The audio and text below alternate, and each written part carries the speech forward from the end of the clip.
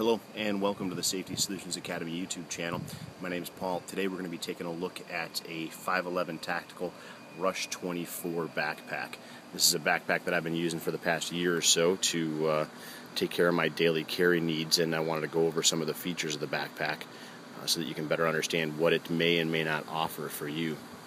This bag is sitting right here. It's in flat dark earth. That's the color. It's also available in black and a tactical green color, whether you want to call it moss or OD, depends on who you are and where you're at. The bag retails for $139.99 straight from 511 Tactical and comes with free shipping if you contact our friends over at www.survivalgearbags.com. I'm guessing that Kelly, although he doesn't stock this backpack normally, can get it for you. He does carry 511 products, and I'm guessing the price is probably going to be a little bit less than that $139.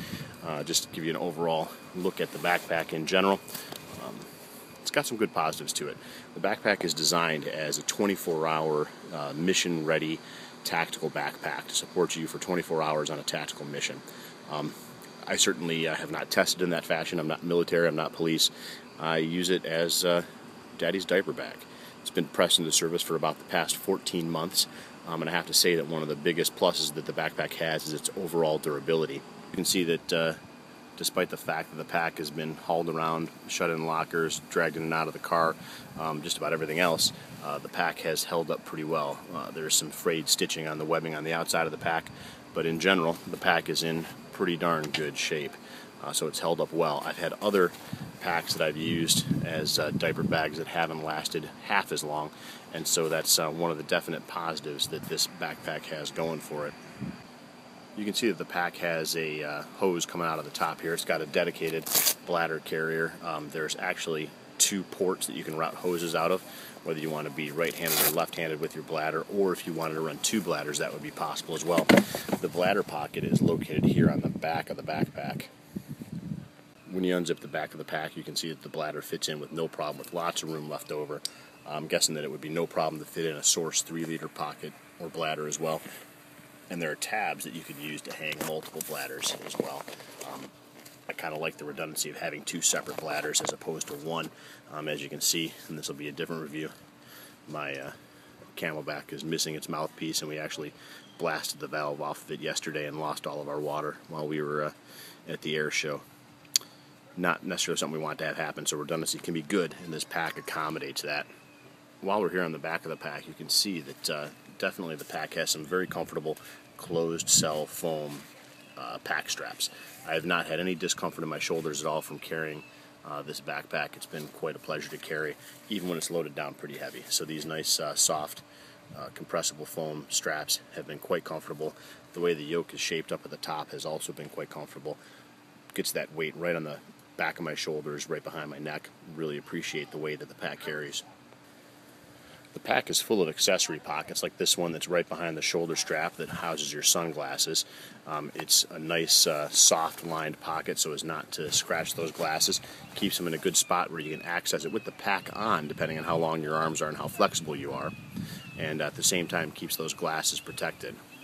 On the front of the pack down here at the bottom, we've got a pretty hefty admin pouch.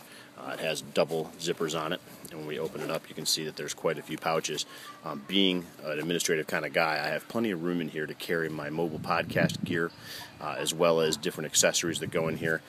Got a zippered compartment where I can carry 8.5 by 11 sheets of paper folded. Got my phone and address log right here ready to go in case I need it. Just about everything you need. You've got little hooks and lanyards for sets of keys to keep those safe and in place. Not too bad at all. Little comment card from TSA. I guess we need to fill that out and let them know how they're doing before we head back to the airport. But lots of room inside the administrative portion of this pack to take care of all kinds of different needs. In the top of the pack, there are two additional pockets that have some nice features in them. They've got a mesh zippered area here where you can put little sundry small items, and then additional sunglass pockets are located back here. If you have shooting glasses or a pair of glasses you need to wear in the nighttime, clear lenses opposed to tinted lenses, that can work out as well. And a matching pocket on the other side, which again works out pretty nicely to be able to put small items. The number of pockets that are on the pack certainly help to keep your gear organized while you're carrying it. On the outside of the pack, on each side, you'll see that there are two compression straps, one on each side of the pack. They're up fairly high on the pack. Those need to be opened up to gain any decent kind of access to the inside of the pack. And let's take a look at what we've got inside so we can understand what the organization looks like inside the pack. When we look down in, we can see that there's quite a bit of volume still available on the top of the pack, but as we get closer to the bottom, that volume is pretty well filled up. The white bag that you see there is just my rain shell, my Gore-Tex shell that I keep in the bag. When we open this up and fold it out, we can see that there are quite a few pockets inside the pack that are still accessible. Here we have our sunglasses pouch from the inside, and we've got various mesh, zippered, and other kinds of pouches that are available here, both on the front flap of the pack and on the back. The main issue that I have with the organization of the pack overall is that when these pouches are utilized, the bottom of that pack is basically full. You can fold that up and you'll see that there isn't any room between that front pouch and that back pouch. So if you use those organizational pouches, you don't have a lot of room left to put other stuff into the pack other than what's already there. Both sides of the pack are also equipped with slash pockets where you can store a tall, narrow water bottle, and that's pretty convenient as well for additional water or gear that's kind of long in nature.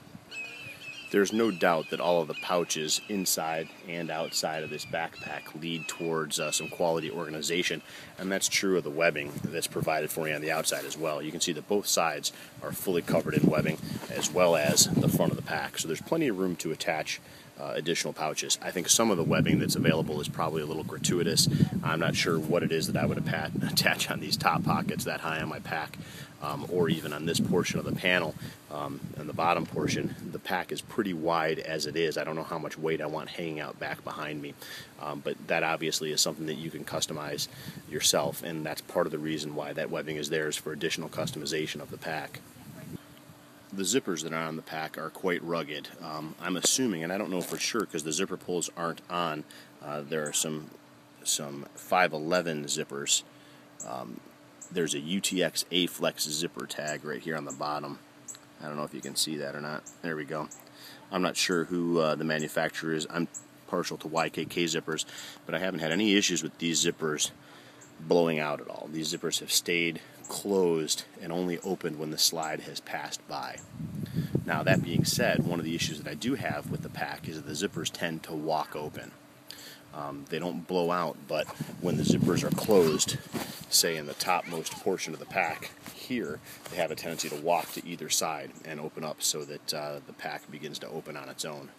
You can see that that could be a problem if this zipper were to start walking open. Obviously, then your gear would be more exposed to water and also, more importantly, to falling out or being lost. That's definitely not a situation that we want to get involved in. Speaking of falling off and getting lost, you'll notice that when we looked at the shoulder straps of the backpack, one of the things you didn't see me talking about is a sternum strap. This pack did come with a sternum strap, but my sternum straps did not last more than a couple of months. I noticed one lost on an airplane at some point in time. Getting off the flight, I went to connect the sternum strap. The strap was gone off of one side. They use a split D that simply loops over the webbing strap here on the shoulder strap, and that strap just is not secure enough. Definitely not something that I consider appropriate for a tactical backpack. A sternum strap is going to be very important for helping to stabilize the backpack, and for that to go missing in just casual use on a flight, that's pretty much unacceptable as far as I'm concerned. I have not addressed that issue with 511 or asked for a replacement. I'm sure that they would send me one if I did. The customer service aspect of it is not my issue. My issue is you can't afford for that to go missing on a backpack of this caliber. When I first got my pack, one of the things that I knew that I was going to be frustrated about and dislike was the fact that there's only a single compression strap on the side of the pack. The compression strap brings, the halfway point of the pack up and tight to the top, which leaves the bottom of the pack available to really bulge out and fill up with gear. What that means is you don't have the option to distribute the gear evenly from the bottom of the pack up to the top of the pack, but instead you're forced to carry the bulk of the weight in the bottom of the pack in a large pill. I don't prefer to do that. It's not as comfortable for me to have weight distributed from the front of a pack to the back of a pack as it is from the bottom of the pack to the top of the pack. And so it's always frustrating to me when a pack company skimps on a little item like this strap and only puts one. My original solution was going to be to get an extra sternum strap and use the webbing here and on the front of the administration pouch to, make a spontaneous compression strap. But as soon as I lost the strap off of the shoulder straps of the pack, I decided that was probably not the best of ideas. It's not something I've worked to address. I did talk with the 511 folks while I was out at SHOT Show and pointed that out as a major shortcoming of the pack, and the fact that it doesn't give you the ability to distribute the weight where you want it because of the lack of a compression strap on the bottom of the pack. If you look at the back of the pack, you'll see that there are some areas here that are Cordura that are a little bit lighter denier than the center sections, which gives it some ability to slide nicely on the skin and move back and forth against your uniform or your shirt. Makes it comfortable to carry. And then down here at the bottom, you've got a couple of spots where it tends to grip in and help keep the pack stable. I appreciate that. Ample drain holes both in this front of the pack where the hydration pouch is, makes sense, and on the bottom of the pack. So when this pack gets submerged and gets wet, it's going to drain quickly and easily. One of the things that is missing from this pack, I'm not sure if I would use the items or not, is a waist belt. There's no way to affix a waist belt onto this pack. Now, again, I don't necessarily see that as a shortcoming on this pack. If I was talking about a Rush 72, which is their 3-day pack, I would definitely expect to see a waist belt. But on the Rush 24, the size of the pack, the length of the pack would make it largely impractical. What's interesting is I also have a Rush 12. And the Rush 12 was the first pack that I decided to try and use as the Daddy Diaper Bag tactical unit, and it comes with buckles here to attach a waist strap. Pretty fascinating to me that an even smaller pack than this has that feature, whereas this doesn't. It's just one more way in which the pack is not versatile. As a little of an aside, you can see in the center of the screen there's a small hole in the Cordura, and again over here in this portion of the pack, for some reason it always seems that my gear is where the taser gets discharged in taser training. And despite the fact that these holes are more than 6 months old and the pack goes through daily use, you can see that there's been almost no fraying whatsoever, and so I'm pretty pleased to see the durability again really shine in the 511 pack. Maybe that's where the ants get into my pack to get all my food, who knows. One of the other shortcomings I'd like to see addressed is with this hefty admin pouch in the front. There's a lot of room to carry administrative gear, but there's no place in the pack really dedicated for 8.5 by 11 paper or folders. So any administrative paperwork and things like that needs to be folded or possibly stored in the bladder compartment for the pack. And I don't know about you, but if I've got important paperwork, the last place I want to put it is with the water in my pack.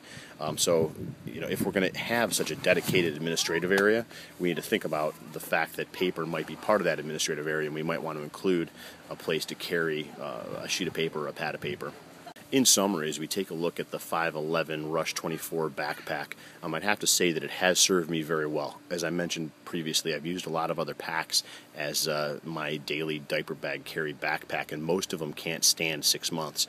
The overall durability of this pack is very impressive. If you're looking, however, for something that's mission capable, I think that there are some areas this pack is deficient. Either those areas need to be addressed, things like the zippers, the sternum strap, the waist belt, and other things need to be shored up for you to be able to use this pack successfully, or you need to find another backpack. If you're looking for a backpack for more casual use and not something that's going to be involved in life or death situations, this pack might be a great pack for you right out of the box. Again, it's very durable and it's got a lot of accessories, and it has some versatility that other packs don't have. Of course, you can find this pack again with 511 Tactical, or you can head on over to our friends at www.survivalgearbags.com and see what it is they can do for you. I'm sure that Kelly can get a hold of this pack if it's something you're interested in. He does carry the Rush 12 and the Rush 72 as standard items, so if you're looking for something smaller or something larger, he's already got you covered. Please take a few minutes today and head on over to SafetySolutionsAcademy.com. Check out what it is we have to offer on our website, and make sure you look us up on iTunes and get subscribed to the podcast. Get on out there, get yourself some training. When you do, make sure you keep it simple. Make sure you stay safe, and as always, have a great day.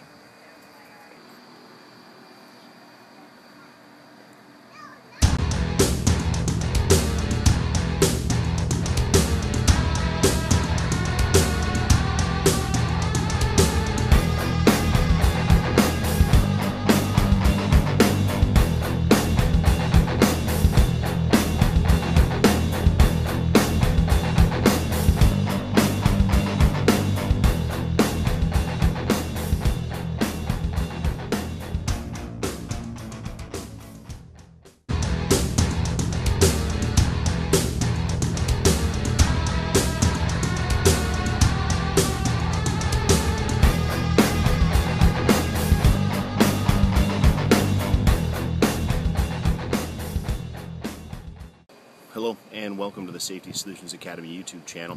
My name is Paul. Today we're going to be taking a look at a 511 Tactical Rush 24 backpack. This is a backpack that I've been using for the past year or so to take care of my daily carry needs, and I wanted to go over some of the features of the backpack so that you can better understand what it may and may not offer for you. This bag is sitting right here. It's in flat dark earth. That's the color. It's also available in black and a tactical green color, whether you want to call it moss or OD. Depends on who you are and where you're at. The bag retails for $139.99 straight from 511 Tactical and comes with free shipping if you contact our friends over at www.survivalgearbags.com. I'm guessing that Kelly, although he doesn't stock this backpack normally, can get it for you. He does carry 511 products, and I'm guessing the price is probably going to be a little bit less than that $139.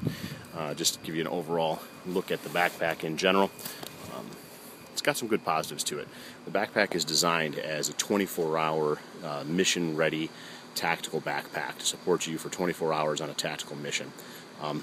I certainly have not tested in that fashion. I'm not military, I'm not police. I use it as Daddy's diaper bag.